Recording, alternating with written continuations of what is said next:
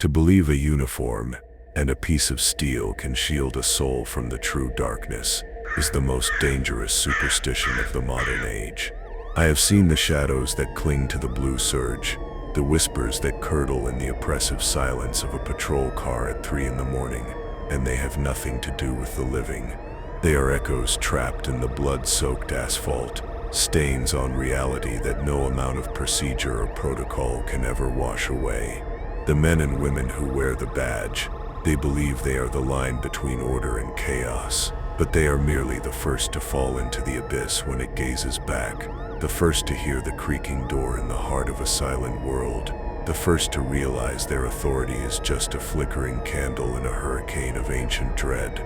They are our unwitting witnesses, our sacrificed canaries in the coal mine of the damned. And tonight, the veil thins. I feel the cold breath of their forgotten reports, the spectral energy of cases stamped unexplained and buried deep in the archives, where the ink has faded, but the fear remains. A tide of these memories washes over me, a chorus of voices from men who faced the impossible and whose only reward was a chilling secret they could never share. One such voice rises above the others now, a frantic whisper from a place of deep, provincial quiet, a place where the corn grows tall and the shadows grow even taller. He was a rookie, his faith in the world still intact, polished as brightly as his new badge. He was sent to investigate a call, a simple disturbance, but what he found was a tear in the fabric of the world, a place where the laws of man had been rendered utterly meaningless.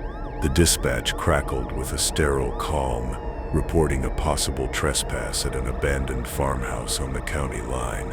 The place had a name, one the locals only spoke in hushed tones, a place choked with weeds and rumor. It was a cancer on the landscape, a monument to a forgotten tragedy. The young officer, let's call him the witness, arrived as dusk began to bleed across the sky, painting the clouds in hues of bruised purple and dried blood. The air grew still, unnaturally so. Not even the crickets dared to speak. The house stood before him not as a structure of wood and nails, but as a monument of pure despair. Its windows were hollow sockets, its porch a broken jaw, and from within its gaping maw, a profound and absolute silence radiated, a silence that felt heavier than any sound, a presence that pressed down upon the very air he was breathing. He stepped out of his cruiser, the crunch of gravel under his boots, the only sound in the universe. The silence of that place was a living entity, an unseen predator waiting in the tall grass. He drew his flashlight, its beam a fragile sword cutting through the thickening gloom, but the darkness seemed to swallow the light, to drink it in greedily, leaving him with a pathetic circle of illumination that only served to make the surrounding shadows deeper and more menacing. He approached the porch, the wood groaning under his weight, not like old timber, but like the ribs of some great dying beast. The front door was ajar, a dark invitation to a place no living soul was ever meant to tread. He announced his presence, his voice sounding small and foolish, an unwelcome intrusion into a sacred and terrifying quiet. The only reply was the continued, suffocating press of that terrible silence. He pushed the door open. It did not creak, it sighed. A long, mournful exhalation of cold air, and the smell of wet earth, and something else, something vaguely sweet and deeply wrong, like withered flowers left on a forgotten grave. The flashlight beam danced across a scene of utter decay. Dust lay thick as a shroud on skeletal furniture, and cobwebs hung like the tattered veils of a spectral bride. Yet, amidst the ruin, something was out of place. In the center of the living room floor, a perfect circle of salt had been drawn, and inside the circle, a single child's rocking chair faced the far corner of the room, swaying gently, rhythmically, as if pushed by an unseen hand. There was no breeze, the windows were boarded shut. The air was dead, and still, the chair rocked, a slow, deliberate motion that mocked the laws of physics and chilled the witness's blood to ice. This is where everything changes for you, because you must understand. The rocking chair was not the true horror. It was merely the overture. The true terror was in the corner the chair was facing. The flashlight beam trembled as the witness aimed it there, and for a moment, he saw nothing but peeling, water-stained wallpaper. Then his eyes adjusted. The wallpaper wasn't stained by water. It was covered in scratches, hundreds of them, fingernail scratches, gouged deep into the plaster, arranged in frantic, overlapping patterns, all converging on a single point about 3 feet off the ground. It was the mark of something small, something desperate, trying to claw its way out, or the mark of something on the other side, trying to claw its way in.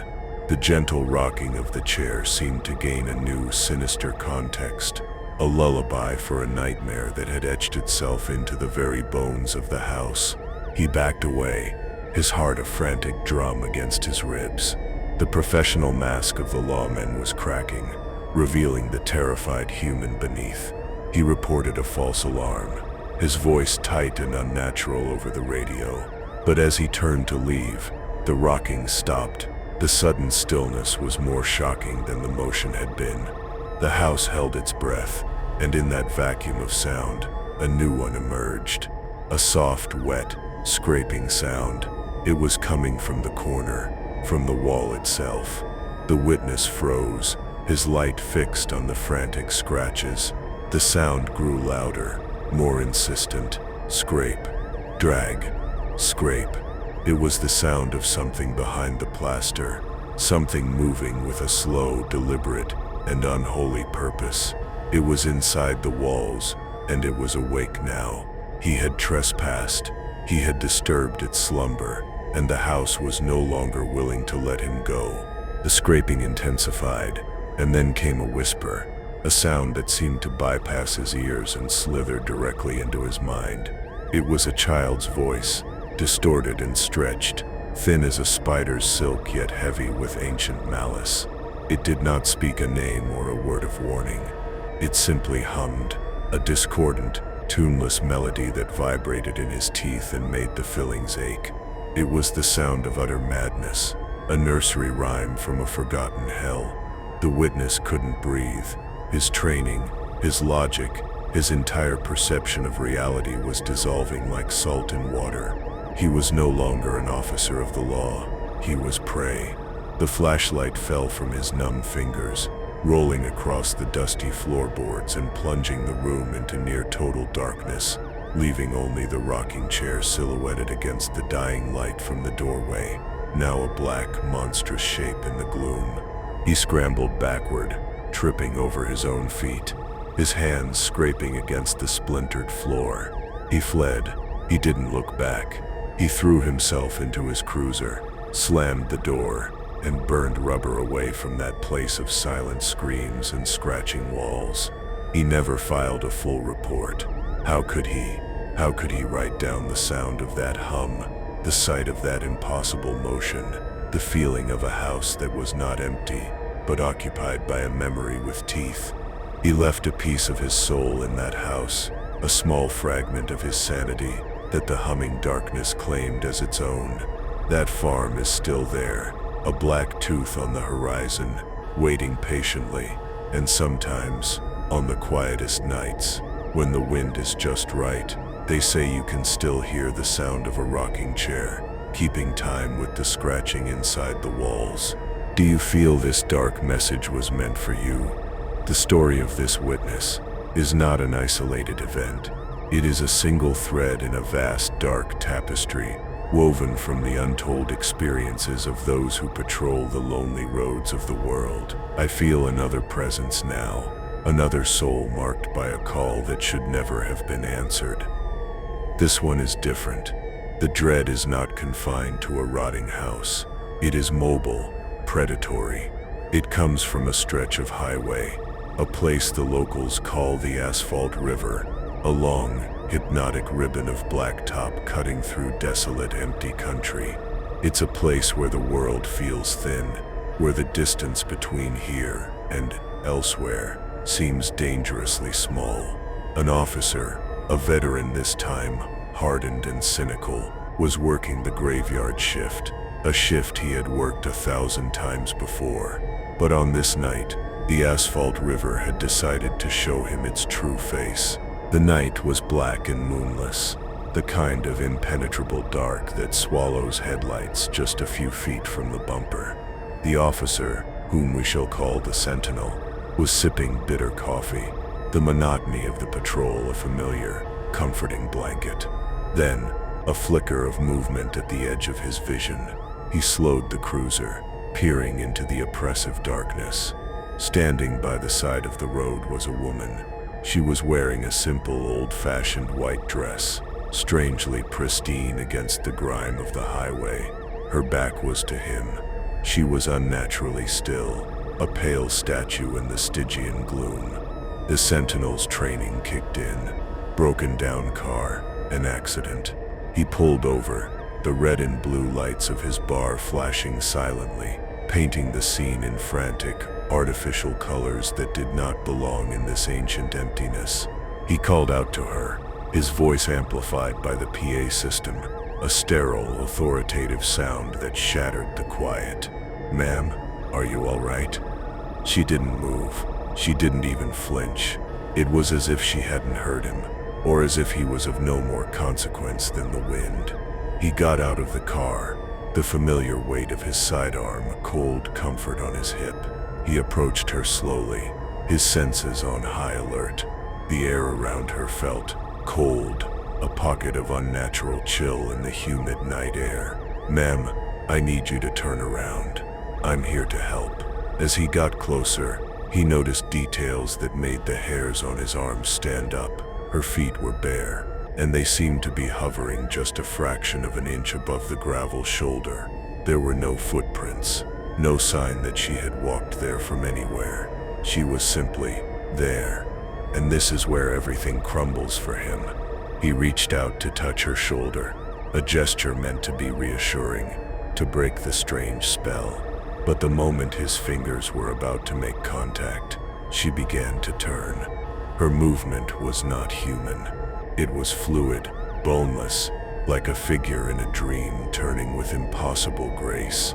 Her head swiveled first, her long dark hair obscuring her face.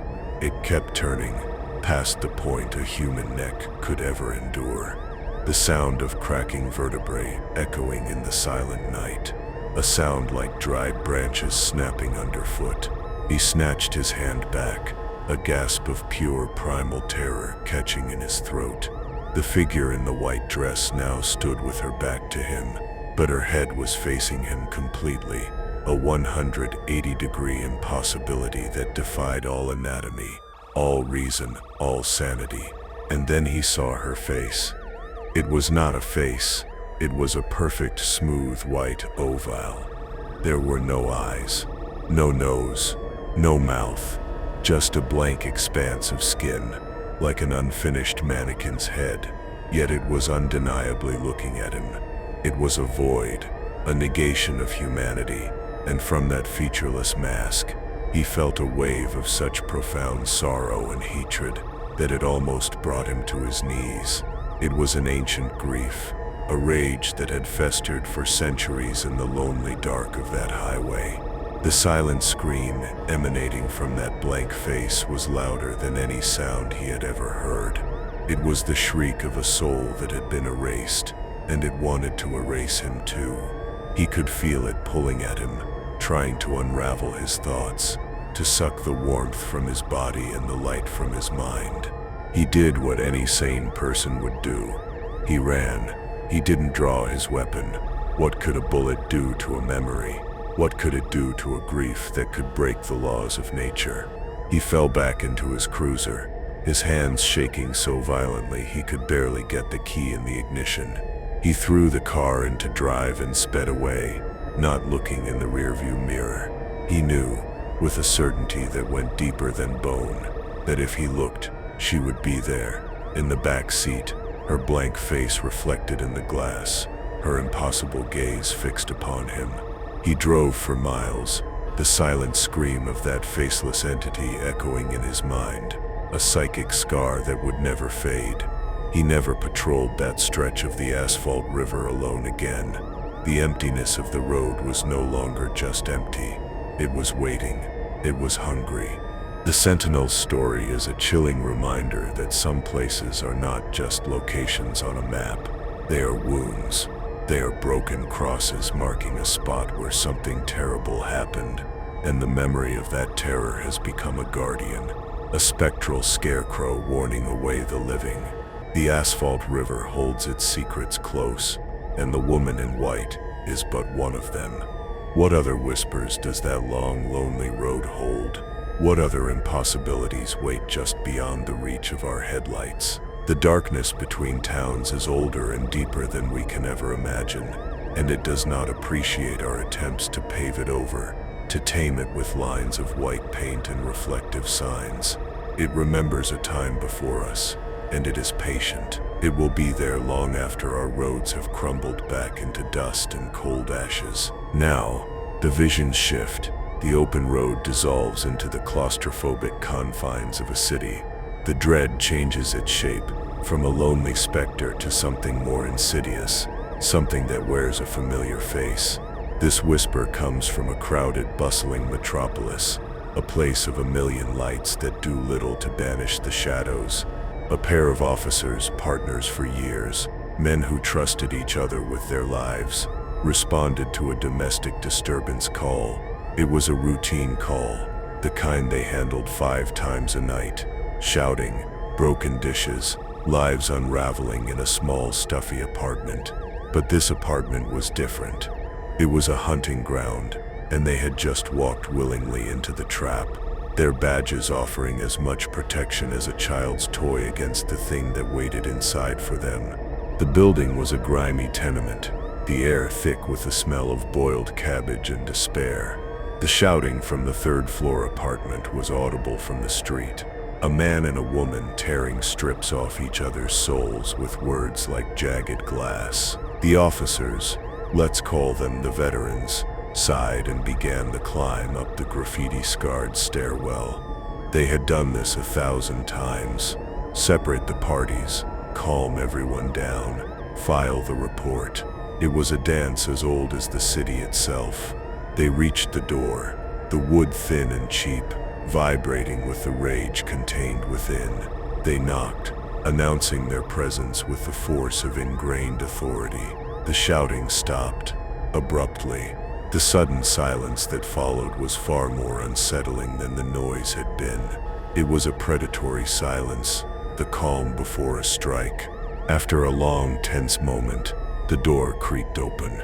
A man stood there, his face pale and slick with sweat. His eyes were wide, darting nervously, but not at the officers. He was looking past them into the hallway, as if expecting something else to be there. "Everything's fine, officers," he said, his voice a reedy, unconvincing whisper. "Just a little argument. It's over now." Behind him, the apartment was dark, all the lights extinguished. The veterans could hear a soft, rhythmic sound from within the darkness, a low, guttural humming. It was a sound that made their instincts scream, a primal, animal sound that did not belong in a city apartment. One of the officers shined his light past the man, into the oppressive blackness of the room. The beam landed on a woman, sitting in a chair in the far corner. She was perfectly still, her hands folded in her lap. But it was her face that made the officer's blood run cold. She was smiling, an enormous, impossibly wide smile that stretched her features into a grotesque parody of happiness. Her eyes were wide open, staring directly at them, but they were glossy, unfocused, like the eyes of a doll. And from her throat came that low, rhythmic, inhuman hum. The man at the door tried to block their view. "She's just not feeling well," he stammered, his own fear a palpable scent in the air. But the veterans knew they were looking at something profoundly wrong. This wasn't a domestic dispute. This was something else entirely. This was an infestation. Listen carefully, because this is crucial. The smile on that woman's face was not her own. It was a mask worn by something that was looking out through her eyes. The humming was not a sound of contentment. It was the purr of a predator that had found a new vessel. The officers pushed past the trembling man and entered the apartment. The air inside was freezing, the kind of deep, penetrating cold that has nothing to do with temperature and everything to do with presence. The humming grew louder as they approached the woman, vibrating through the floorboards, a physical force that made their teeth ache.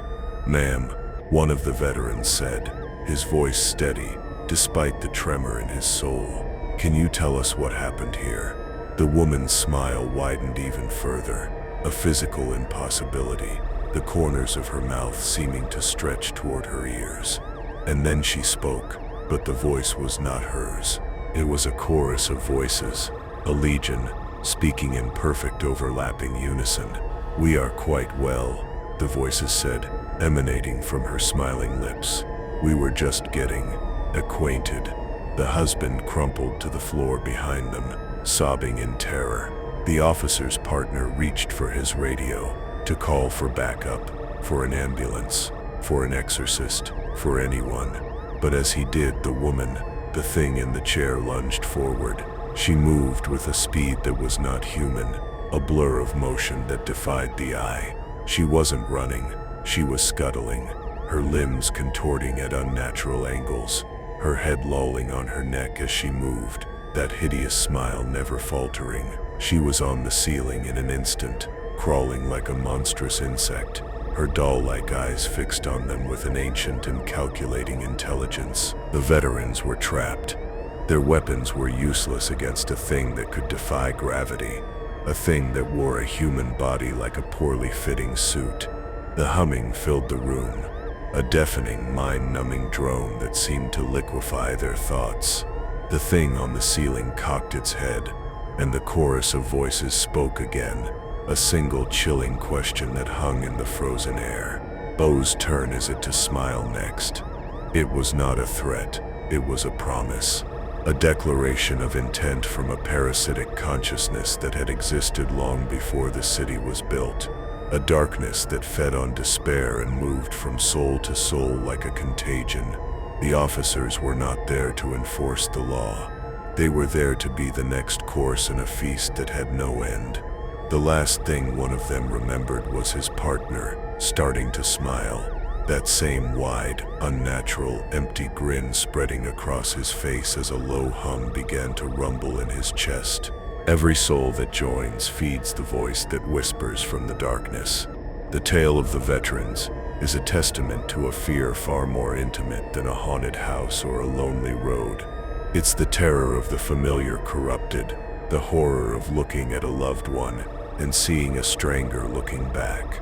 It's the ultimate violation, the puppetry of the flesh by something ancient and unseen.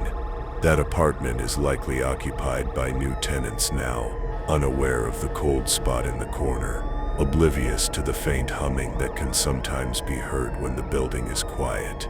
The entity hasn't gone away. It is merely sleeping, digesting its last meal, and waiting patiently for the next argument, the next moment of weakness, the next open door into a soul where it can make itself a new home and begin to smile once more. The visions blur again, the concrete jungle fading into the deep, dark woods. The fear here is older, more primal. It is the fear of being lost, of being hunted, of the things that watch from between the trees. This echo comes from a search and rescue operation, a missing child who vanished from a campsite. The officer in this story was a ranger, a man who knew the woods like the back of his hand.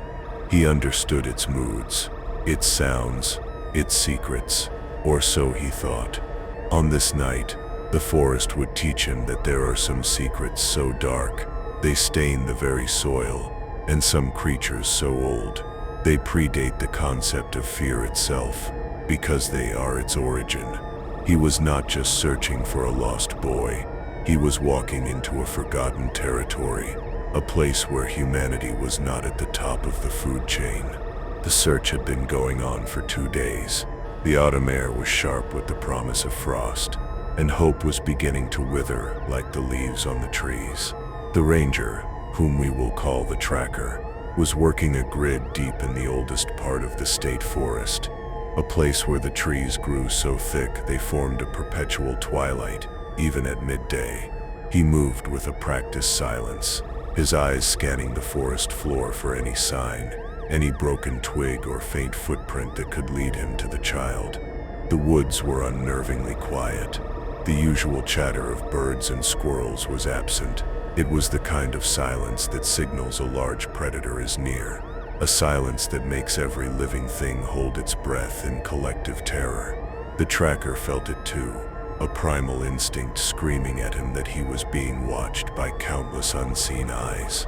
He found the first sign near a massive ancient oak tree, its branches like gnarled arms reaching for the gray sky.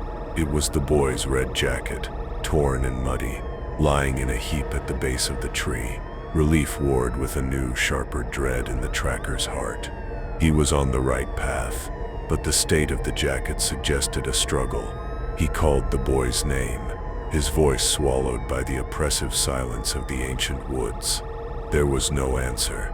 He knelt to examine the ground more closely, and what he found made his stomach clench. Around the jacket, in the soft earth, were footprints, but they were not the boy's, and they were not from any animal he had ever seen or read about. They were long, narrow prints, with 3 impossibly long clawed toes and a deep indentation where a heel should be, as if the creature that made them walked with a strange, lurching gait. But the worst part was the pattern. The prints were not leading away from the jacket. They were arranged in a perfect circle around it, as if a group of these things had stood there, surrounding the spot, just watching it. The tracker stood up slowly, his hand resting on the grip of his firearm, a completely inadequate totem against the kind of wrongness these tracks implied. He could feel the weight of their gaze now, a physical pressure from the shadows between the trees. The forest was no longer a neutral space. It had become an arena, and he had just stepped into the center of it. The wind began to pick up, whispering through the high branches, and for a moment, he thought he heard a voice carried on it, a child's voice, giggling. It was a sound of pure, untroubled joy, and it was the most terrifying sound he had ever heard in his life. This is where the woods reveal their true teeth. The tracker followed the direction of the giggle, moving deeper into the twilight of the ancient trees. The strange, 3-toed tracks were everywhere now, but they were accompanied by something else. Small, bare footprints. The boy's footprints, but he wasn't running. He wasn't being dragged. The stride was normal, calm. He was walking alongside these creatures, as if they were his friends, his guides. The tracker's mind recoiled from the implication. What could make a lost, frightened child walk calmly into the deepest, darkest part of the woods with creatures that left such monstrous tracks? The giggling echoed again, closer this time, just beyond a thicket of thorns. The tracker pushed through, his heart pounding, preparing himself for what he might find. He stepped into a small, secluded clearing, and he saw them. They were tall and impossibly thin, their limbs too long for their bodies, their skin the color of wet ash. They had no discernible faces, just smooth, vaguely humanoid heads that tilted at inquisitive, bird-like angles. They were gathered around the small boy, who was sitting on a moss-covered stone, laughing as one of the creatures dangled a glowing orb of faint, phosphorescent light above his head like a toy. The boy was not scared. He was enchanted. He looked up at the tall gray figures with an expression of pure adoration. They were not monsters to him. They were his new family. The tracker raised his weapon, his mind screaming, but he couldn't bring himself to fire. It felt like a sacrilege, an intrusion into something ancient and sacred, a ritual that had been playing out in these woods for eons. One of the gray figures turned its smooth, featureless head toward him.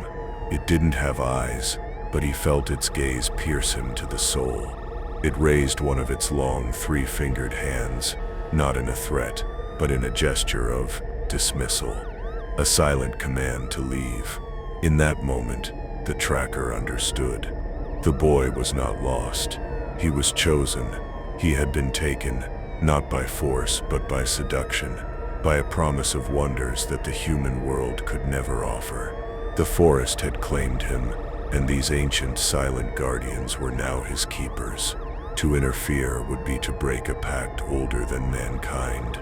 He lowered his weapon, a cold and profound sadness washing over him. He had found the boy, but he could never bring him back. He was no longer of their world. He belonged to the deep woods now, to the whispers between the trees and the keepers of the fading light. He backed away slowly, leaving the clearing and its impossible inhabitants behind. The giggling of the boy followed him for a long time, a happy, chilling sound that would haunt his dreams for the rest of his life. The official report listed the boy as missing, presumed lost to the elements. The tracker never spoke of what he saw. Who would believe him? He carried the secret like a cold stone in his heart, a constant reminder that the maps we draw of the world are lies. There are vast, uncharted territories hidden in plain sight, ancient kingdoms that exist in our blind spots, and sometimes they reach out and take one of our own, not out of malice, but simply because it is their right. The forest remembers, and the forest claims what it is owed. Do you feel this dark message was meant for you? Can you hear the whispers in the trees?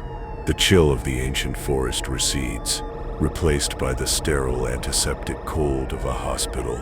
But the dread here is just as potent, perhaps even more so because it's a place where life and death conduct their grim transactions every single day. This vision is of an officer stationed at a city hospital, a security detail for a high-profile criminal patient. It was supposed to be a boring, mind-numbing assignment. Sit, watch, drink bad coffee. But hospitals are nexus points, places where the veil between worlds is thin and frayed from the constant passage of souls. He was about to discover that the greatest threat wasn't a living accomplice trying to break the prisoner out. It was something that had checked into the hospital long ago and had never ever left. The officer, let's name him the Watcher, was posted outside the door of room 313 on the oldest wing of the hospital. The prisoner inside was unconscious, hooked up to a symphony of beeping machines. The hallway was quiet, lit by the sickly yellow glow of fluorescent lights that hummed and flickered. Hours crawled by. The Watcher fought to stay awake, the monotony a heavy blanket. Around 3 a.m., the Nexus hour, the time when the world holds its breath, he heard something, a sound from down the hall, the soft rhythmic squeak of rubber wheels on linoleum. He straightened up, suddenly alert. He peered down the long empty corridor, but saw nothing. The sound continued, growing steadily closer. Squeak, squeak, squeak, squeak. It was the sound of a gurney, or perhaps an old wheelchair. He drew his sidearm, his heart beginning to thump against his ribs. The sound was right on top of him now, just around the corner at the far end of the hall, but there was still nothing to see. The air dropped in temperature, a sudden shocking cold that raised goosebumps on his arms. The squeaking stopped directly around the corner, in the shadows just beyond his line of sight. The silence that followed was thick with anticipation. The Watcher stood his ground, his gun trained on the empty space. "Who's there?" he called out, his voice sounding thin and weak in the humming silence. "This is a restricted area. Show yourself now." For a long moment, there was no reply. Then a voice whispered back, a dry, rasping sound like dead leaves skittering across pavement. "Doctor," it whispered. "The doctor will see you now." And then it came around the corner. It was a wheelchair, ancient and rusted, and it was moving on its own. But that wasn't the horror. The horror was what was sitting in it. It was a figure, vaguely human in shape, but composed entirely of discarded medical waste. Tangles of IV tubes formed its limbs, stained bandages and yellowed gauze were wrapped around its torso like flesh, and its head was a horrifying collage of used syringes, their needles pointing outward like a crown of thorns. 2 dark, empty pill bottles were set where its eyes should be, black voids that seemed to drink the light from the hallway. It was a golem of sickness and suffering, an entity born from the collective pain and despair that had soaked into the very walls of the hospital for over a century. It wheeled itself toward him, its makeshift body creaking and rustling with every turn of the wheels. The watcher was frozen in a state of pure, abject disbelief. His mind simply refused to process what his eyes were seeing. This thing, this abomination of medical detritus, continued its slow, inexorable advance down the hallway, leaving a faint, damp trail of something that smelled like formaldehyde and decay. The whispering started again, not from the figure itself, but from all around him, seeming to emanate from the walls, the floor, the ceiling. "It's time for your checkup," the voices hissed in chorus. "There is a sickness in you. We can see it. We must cut it out." The creature in the wheelchair raised an arm made of tangled tubing, and at its end a rusted scalpel, held in a pincer of IV clamps, glinted in the sickly yellow light. It wasn't here for the prisoner, in room 313. It was here for him. He finally broke free from his paralysis, stumbling backward, his weapon forgotten in his hand. He fired. Once, twice, 3 times. The bullets passed through the creature with a dull thud, punching holes in the filthy bandages and shattering a few glass vials. But it did not slow. It didn't even flinch. It was not alive, so it could not be killed. It was an idea, a physical manifestation of the hospital's pain, and it was intent on making him a part of its collection. It was now just feet away, the stench of decay and antiseptic overwhelming his senses. He could see into the black voids of its pill bottle eyes and felt a psychic pull, a promise of a sterile, painless oblivion if he would just hold still and let the doctor do his work. He turned and fled, abandoning his post, abandoning the prisoner, his only thought to escape the squeaking wheels and the whispering promise of a cure that was worse than any disease. He burst through the doors of the hospital wing and didn't stop running until he was in the cold, clean air of the parking lot. The sounds of the hospital, the beeping machines, the distant sirens, all seemed normal again, but he knew it was a lie. He knew what haunted those quiet, sterile hallways in the dead of night. He quit the force the next day. He couldn't go back. He couldn't unsee the thing in the wheelchair, the golem of suffering. Every time he smelled disinfectant, his heart would seize with terror. He was forever marked by the hospital's dark secret, and somewhere, in the oldest wing, the rusted wheelchair still rolls through the halls when the world is asleep, forever searching for new patients, its dry voice whispering its terrible invitation. "The doctor will see you now." Every soul that joins feeds the voice that whispers from the darkness. The vision shifts once more, from the confines of human structures to the vast, terrifying emptiness of the open ocean. The fear here is one of helplessness, of being a tiny, insignificant speck in a world of crushing pressure and ancient, unseen leviathans. This account comes from a Coast Guard officer, a man who spent his life on the water, who respected its power but thought he understood its limits. He was part of a team responding to a distress call from a small research vessel that had gone silent in a remote, rarely traveled stretch of the Pacific. What they found out there was not a wreck or a mechanical failure. It was the aftermath of a visit from something that belonged to the abyssal depths, something that had risen from the crushing dark to remind mankind of its true place in the world on the fragile surface. Their cutter, the Vigilance, sliced through calm, Unnaturally glassy seas under a sky the color of a lead sheet. The air was heavy, charged with ozone, as if a storm was brewing deep beneath the waves, instead of in the clouds above. They found the research vessel, the Odysseys, adrift. It wasn't sinking. There were no signs of a fire or a struggle. It was just silent, a ghost ship on a silent sea. The officer, whom we shall call the Mariner, led the boarding party. As they drew alongside the Odysseys, the first thing they noticed was the smell. A thick, briny, musky odor that was unlike any normal sea smell. It was ancient and organic, the smell of a creature that had never before breathed the air of the surface world. It clung to the vessel like a shroud. They boarded the ship, their boots clanging on the empty metal deck. The silence was absolute. No hum of engines, no creak of the hull, no human voices. The entire crew, 12 souls, had vanished without a trace. The ship was in perfect order, save for one thing. The entire port side of the vessel, from bow to stern, was coated in a thick, translucent, gelatinous slime. It shimmered with a faint, internal bioluminescence, a sickly green-blue light that pulsed with a slow, rhythmic beat, like a monstrous sleeping heart.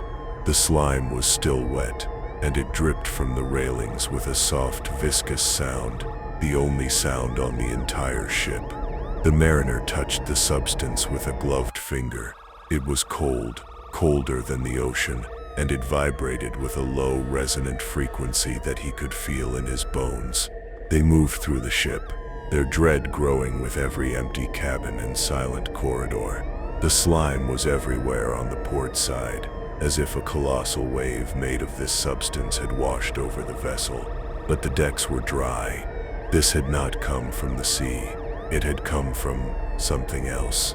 In the ship's lab, they found the source of the distress call. The equipment was still running, and the final entry in the ship's digital log was frozen on the screen. It was a sonar reading, taken just moments before the Odysseys went silent. It showed a biological mass rising from the abyssal plain, a creature of such impossible size that it dwarfed the sonar's ability to measure it. It was larger than any known animal, larger than a blue whale, larger than any submarine ever built. It was a shape that could not exist. And this is where the true terror is revealed. Taped to the monitor was a single, hastily scrawled note, written in a trembling hand. It read, "It's singing to us. Such a beautiful song. We have to go see. We have to go into the water." The Mariner looked out the porthole at the placid, glassy sea. The song, that's what had taken them. Not a monster that attacked, but one that seduced. A siren's call from the crushing dark. A melody so beautiful and compelling that it made 12 experienced scientists and sailors abandon their ship and willingly, joyfully, walk into the embrace of the deep ocean to meet the thing that had sung to them. He could almost hear it himself, a faint, high-pitched thrumming at the very edge of his hearing, the source of the vibration in the strange, glowing slime. It was a sound that promised everything: peace, knowledge, an end to all worldly concerns.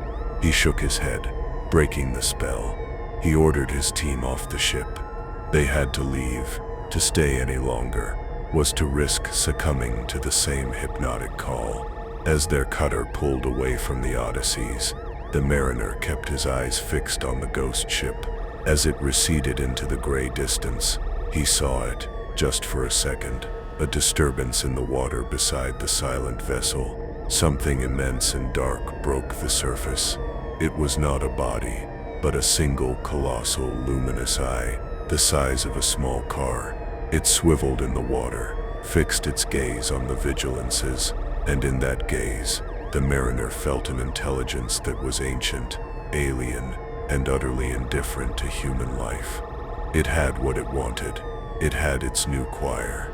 Then, with a slow, majestic blink, it sank back beneath the waves, leaving the Odysseys alone once more on the silent, waiting ocean. The official report cited a rogue wave, and the loss of the crew at sea. The Odysseus was towed back to port, a silent monument to a mystery no one could solve. But the mariner knew. He knew that the world is not what it seems. He knew that the dark, unexplored places on our maps are not empty. They are just ruled by things we have no name for. He could never look at the ocean the same way again. It was no longer just water. It was a blanket, a thin blue sheet covering a realm of impossible size and unimaginable creatures. And sometimes, those creatures wake up. Sometimes they get curious, and sometimes they sing. Do you feel this dark message was meant for you? Do you hear the song of the deep calling your name? The echoes of the deep ocean fade, and the vision draws me back to the land, to a place of confinement and punishment, a maximum security prison. Here, the horror is not of the unknown, but of the known, concentrated and distilled into its most volatile form.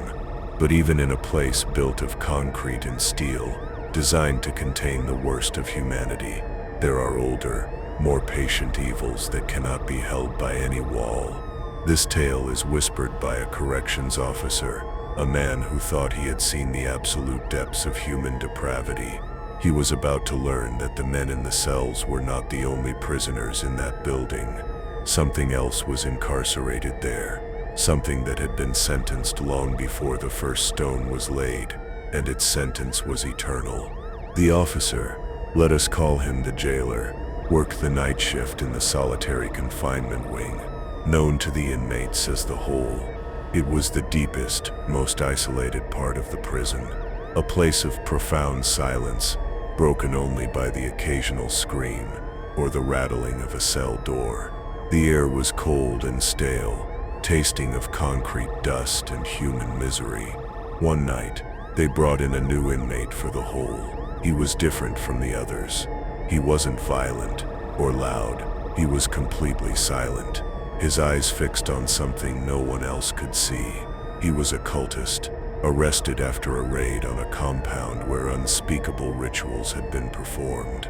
As they locked him in the end cell, cell 13, he turned to the jailer and smiled, a calm, knowing smile. "You don't understand," he whispered. "You're not locking me in. You're locking yourselves out." The jailer dismissed it as the ramblings of a madman and began his patrol. The night was quiet, even for the hole. Too quiet. Around 2 a.m., the power began to flicker. The emergency generators kicked in, casting the long corridor in a hellish, pulsating red light. The jailer felt a sudden, inexplicable wave of nausea and dread wash over him. Then he heard it, a low, rhythmic chanting, coming from cell 13. It wasn't in English. It was a guttural, ancient language that seemed to make the air vibrate, a language that felt fundamentally wrong to human ears. The jailer walked toward the cell, his footsteps echoing in the red-lit silence. The chanting grew louder, more feverish, and he could hear other sounds now, a wet, tearing noise, and a soft, rhythmic dripping.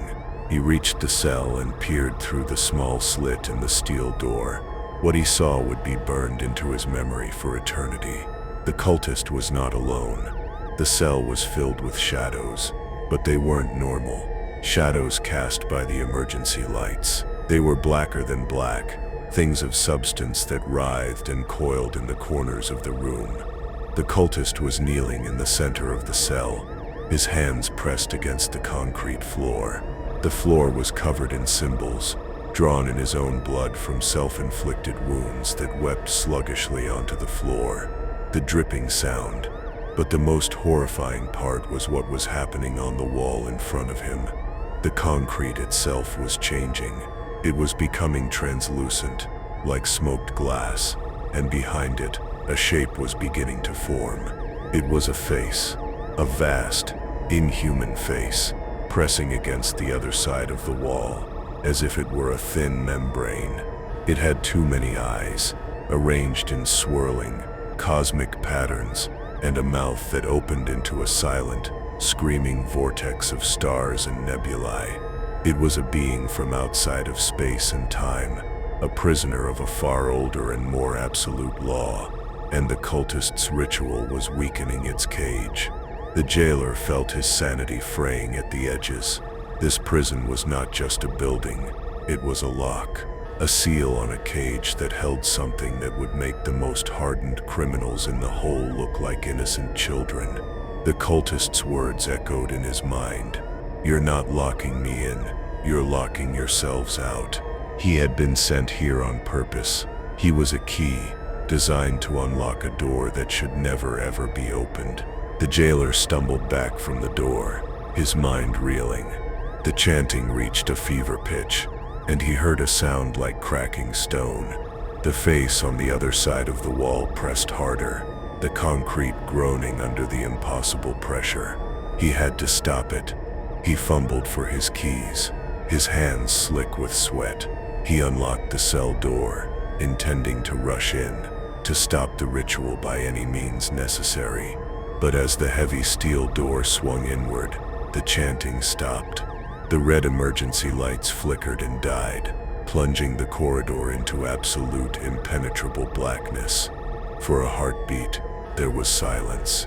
Then from the darkness of the open cell, he heard a new sound, a deep, wet, satisfied chuckle that was not human, and a voice, ancient and vast as the cosmos, spoke a single word in his mind. He never saw what came out of that cell. He didn't need to. The feeling of its presence washing over him in the darkness was enough. A cold that burned, a pressure that crushed, a stench of ozone and dying stars. He turned and ran, his screams echoing through the silent, blacked-out prison. When the lights came back on an hour later, the other guards found him huddled in a corner of the control room. His hair turned stark white, muttering a single phrase over and over. "It's out." Cell 13 was empty. The cultist was gone. The bloody symbols on the floor had been scoured clean, and the concrete wall was solid once more. But the prison was never the same. Inmates spoke of a new shadow that walked the halls at night, a darkness that was colder and more terrifying than anything in the whole. The prison was no longer just a prison. It had become a hunting ground, and the sentence of the thing from beyond the wall was over. It was time for it to become the jailer.